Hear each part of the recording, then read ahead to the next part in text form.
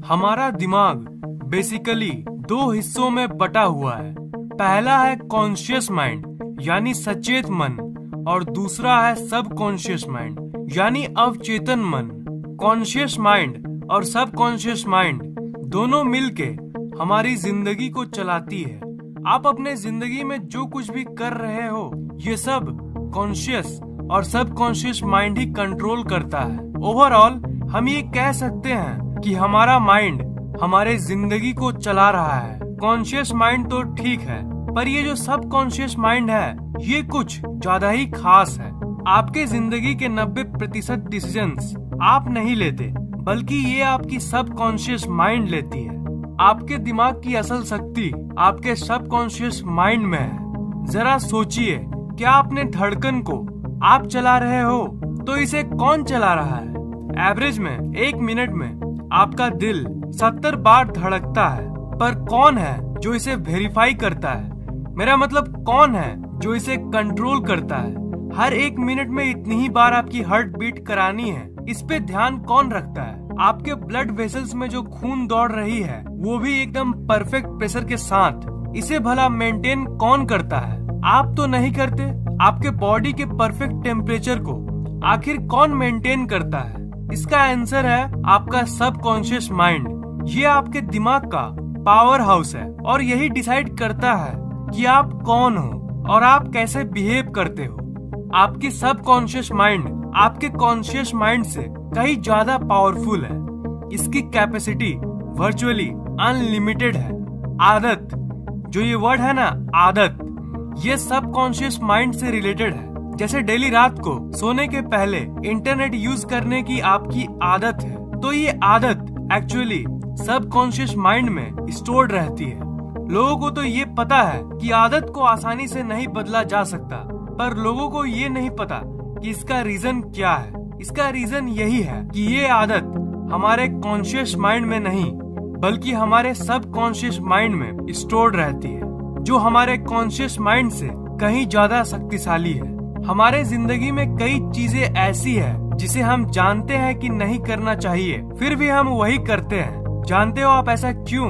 क्योंकि आपका कॉन्शियस हिस्सा तो जानता है कि इसे आपको नहीं करना चाहिए, पर जो सब कॉन्शियस पार्ट है उसे तो पता ही नहीं। और सब कॉन्शियस माइंड हमारे कॉन्शियस माइंड से ज्यादा पावरफुल है, और इसी के चलते हमें जो काम पता है कि नहीं करना चाहिए, उसे भी कर देते हैं। सब कॉन्शियस माइंड में कोई बात अगर फीड कर दी जाए ना, तो उसे रियलिटी में बदलने से कोई नहीं रोक सकता। अगर कोई बात आपके कॉन्शियस माइंड से होकर सब कॉन्शियस माइंड में चली जाए, तो मिरेकल्स यानी चमत्कार होने लगती है। अगर किसी बात को सब कॉन्शियस माइंड में फीड कर दिया जाए, तो फिर वो उसे रियलिटी बना के ही छोड़ता है।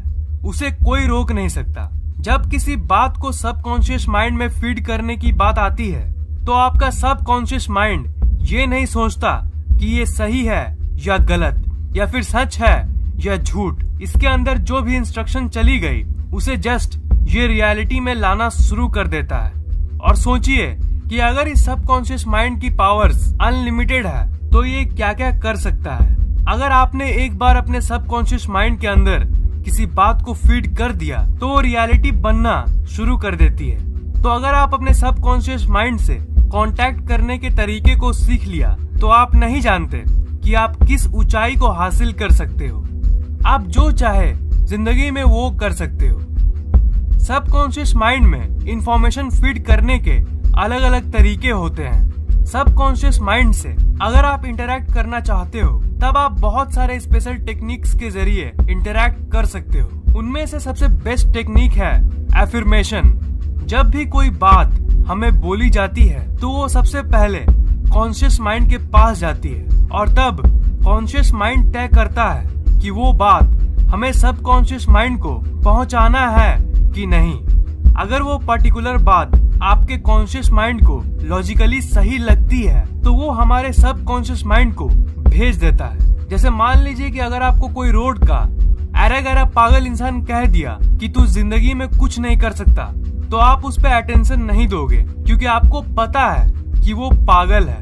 आपका कॉन्शियस माइंड भी उसे इग्नोर कर देगा। पर मान लीजिए कि एक टीचर जिसको आप बहुत रेस्पेक्ट करते हो, वो अगर गुस्से में आके आपको बोल दिए कि तू जिंदगी में कुछ नहीं कर सकता, तो आपका कॉन्शियस माइंड उसे बहुत सीरियसली ले लेगा, क्योंकि आपको पता है कि वो बात आपको आपके टीचर ने बोला है, और अगर टीचर ने बोला तो इसमें कोई बड़ा रीजन होगा।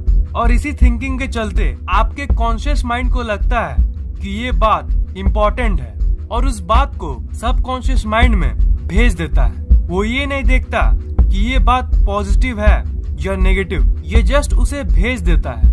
इसलिए जो हमेशा नेगेटिव बातें सुनते हैं और नेगेटिव इन्वायरमेंट में रहते हैं, वो लोग आगे नहीं बढ़ पाते। पर देखा जाए तो ये चीज पॉजिटिव बातों पर भी लागू होती है। अगर कोई बड़ा इंसान आपका तारीफ करे और आपको मोटिवेशन दे तो आपको बहुत अच्छा लगता है, इज़न्ट इट? और ज्यादातर लोग जो पॉजिटिव बातें सुनते हैं और पॉजिटिव किताबें पढ़ते हैं, वो जिंदगी में कुछ न कुछ अच्छा कर ही लेते हैं। क्यों? क्योंकि उन्हें ज्यादातर बात पॉजिटिव बोली गई थी, और वो पॉजिटिव बात जब कॉन्शियस माइंड के पास जाती है और वो बात अगर इम्पोर्टेंट होती है तो वो उसे सबकॉन्शियस माइंड में भेज देता है, और असल जिंदगी में वही होने लगता है। इससे ये पता चलता है कि जब भी कोई बात हमारे कॉन्शियस माइंड में बार बार हिट करते रहता है, तो वो हमारे कॉन्शियस माइंड से सबकॉन्शियस माइंड तक चली जाती है।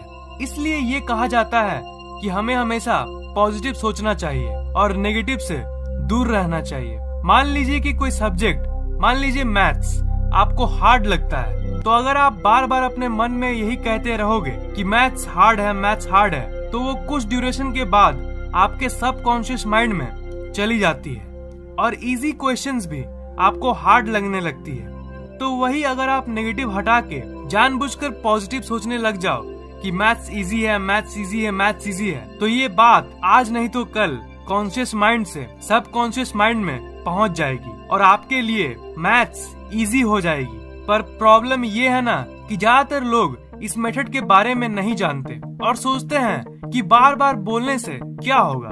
पर आप इसे एक बार ट्राई करके तो देखिए, आप जो सोचते हो वही आपके साथ होता है।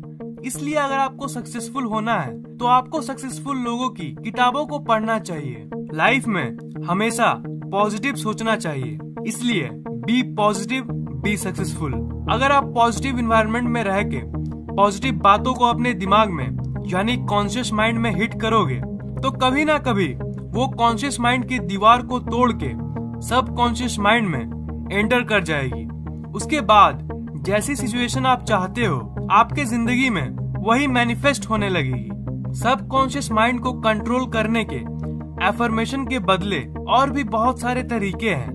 उन तरीकों के बारे में पावर ऑफ माइंड के अगले एपिसोड में बताऊंगा। So stay tuned.